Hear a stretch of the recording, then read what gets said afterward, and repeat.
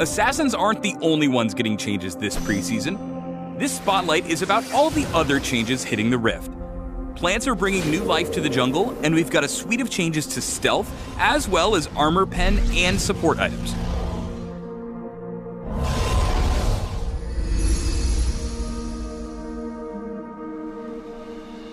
First up, we're introducing a series of interactive plants we're calling the Living Jungle. Each plant has a chance to spawn in a number of predetermined locations throughout the river and jungle, and destroying them gives you a unique effect. Blast cones only grow in the jungle's quadrants, knocking away any nearby units when destroyed. They're useful for creative getaways following a successful invade, or simply hopping over jungle walls. Scryer's bloom grows on the ramps between the jungle and the river, releasing pollen across the map away from the attacker when destroyed. This pollen reveals enemy units and wards, allowing you to clear vision and take control of the area. Lastly, honey fruit grows exclusively in the river, dropping a bushel of restorative fruit on the ground.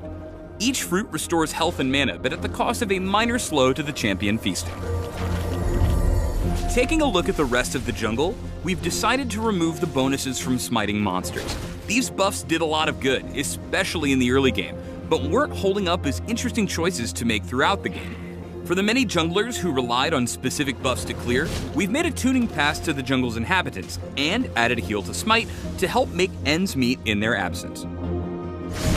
Finally, we've made some minor changes to the camps to accentuate their beautiful personalities.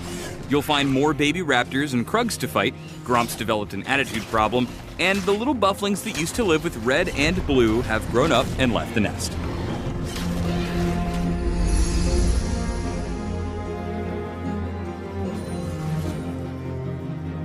You already know that we're updating Assassins, but while we're on the subject of people who sneakily murder you, we're rethinking the way vision and stealth interact.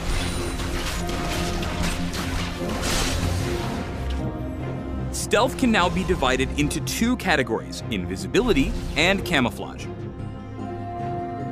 Invisibility is the stealth you're used to. While invisible, enemies can't see or target you until the effect ends. Camouflage is the alternative version of stealth.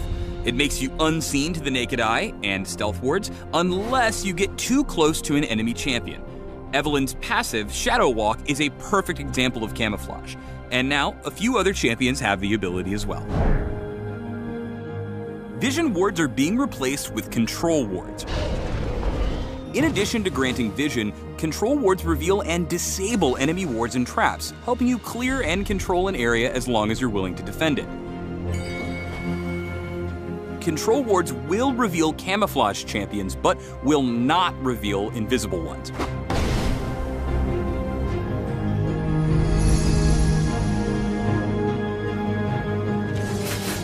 Let's talk armor pen. Flat armor penetration is gone, and we're introducing a new stat called lethality. It's pretty much the same, but it scales with your opponent's level, bypassing more armor the higher their level is. This will make you slightly less bursty for lower leveled opponents, but gives you a little extra power when you're falling behind. We're also busting out two new items for Assassins, Edge of Night and Poacher's Dirk. Edge of Night grants attack damage, lethality, out of combat movement speed, and magic resist, but you really want to buy it for its active, Veil.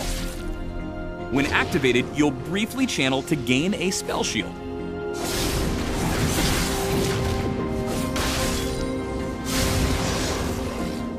The other new item is the jungle-focused Poacher's Dirk, which transforms into a full-blown serrated dirk after you've stolen enough large monsters from the enemy's jungle. We're also adjusting a few other Assassin items. Duskblade now grants lethality and out-of-combat movement speed, and it's trading its old passive in for two new ones, Blackout and Night Stalker. Blackout grants you True Sight when you've been spotted by an enemy ward, and Night Stalker grants you bonus true damage when you attack after being unseen. It's the perfect tool for turning the lights out and then turning their lights out.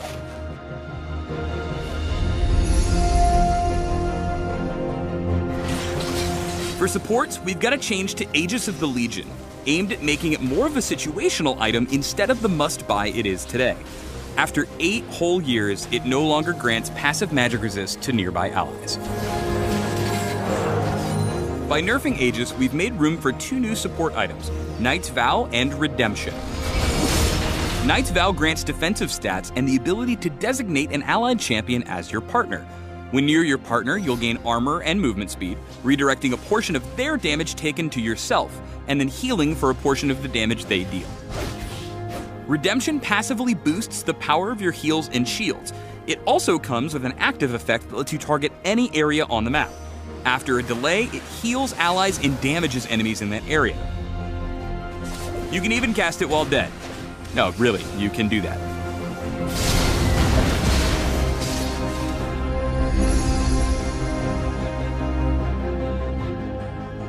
If you're still watching, we know what you want. You're here for the mastery changes. We saved the biggest change just for you. We're replacing Strength of the Ages with a new keystone, Courage of the Colossus. It grants you a shield when you inflict crowd control on an enemy. And that's it. That's the big mastery change. That's the one.